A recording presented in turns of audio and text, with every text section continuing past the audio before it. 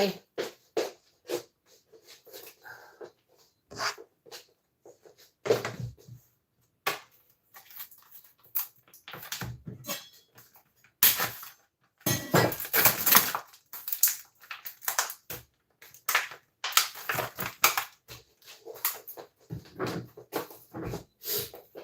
่างไก่ก็เนาะ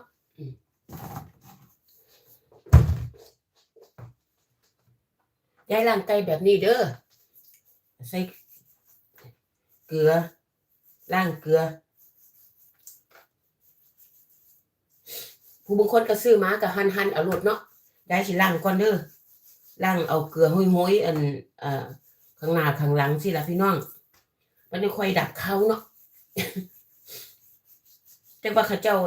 เอาไม่ให้เขากินอยู่ในห่างไปแล้วเขาเจ้าสับมันเสร็จเนาะเอาใส่กงๆแล้วมาขายเขาเนาะแล้วก็เจ้าจับเป็นอย่างเนี้ยบ่รู้นะคิดไปเองล้างเด้อล้างสิยายใช้ซีวิธีนี้มาตลอดเด้อผู้ใดบ่ล้างก็บ่เป็นหยังเด้อแปรเนาะ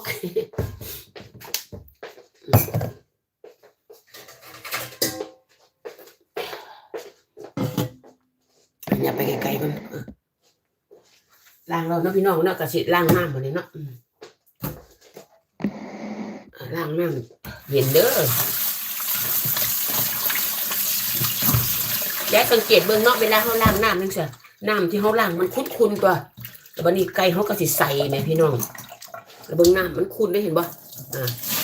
เดี๋ยวว่ามันสะอาดถ้าเขาล้างไก่แบบนี้เนาะ